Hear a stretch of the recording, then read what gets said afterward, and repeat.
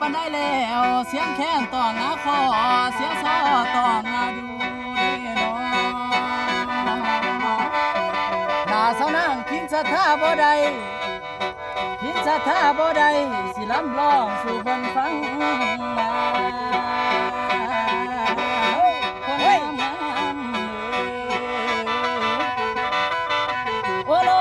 มาเสียงมาลำแหบบ่ได้ลำลอยวันเด้อพี่น้องจังว่าคันว่าเสียงมาลำต้นบ่ได้ลำลอยมือนะ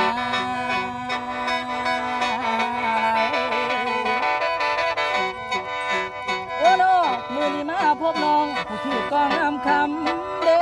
สาวคำมวนจังว่าเจ้าผู้คนตาดำจังไม่งามเธอน้องข่อยนี่แนมเห็นเจ้าสองคิวลำบ่ลาเด้ใส่นี่แนมเห็นเจ้าสองตาลำบ่เปิดใช่อย่าเกิดความท้องในใส่อีแม่เดียวนะ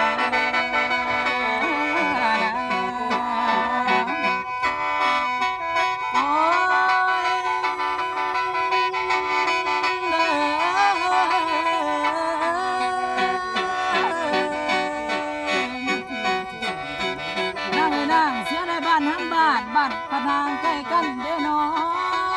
สาวคำมวน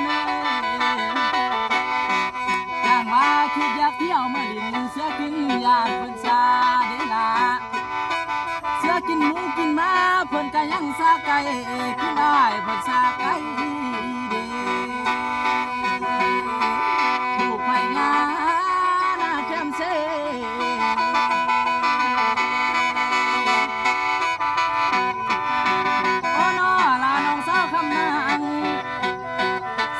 สดอ้อยซอยบ่ได้กล่าวมาแถลงเด้อสาวคำมวนคนงามเมือ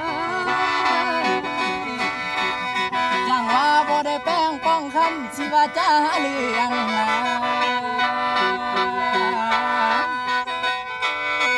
เอ้ยเด้อน้อคนมัดเรื่องมัดบ้านคนรุ่นหลานยังมีคู่หลายโอ้น้อแต่ว่าบ่หมอลำโตดำผู้นี้คนขี้ไล่ผู้นี้หาเมียซ่อนก็บ่มีนะ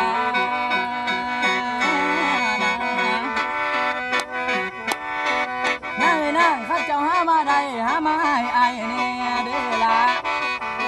ท่านก็หาบ่ได้สิเครื่องเจ้าแม่นผู้ลำเด้ผมเท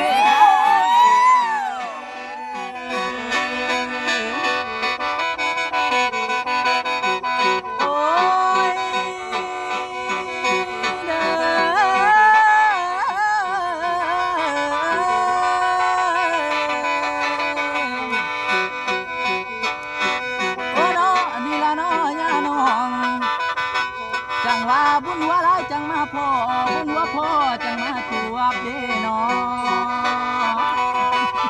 บุญบ่ฮอดยอดบ่เกี่ยวบ่เห็นหน้าแม่นต่อกันเด้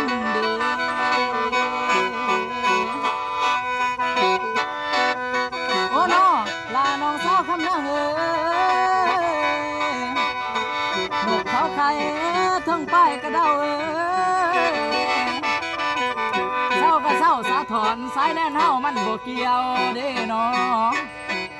สายแน่นน้องเกี่ยวผ้าสายแน่นอ้ายเกี่ยวที่ดิน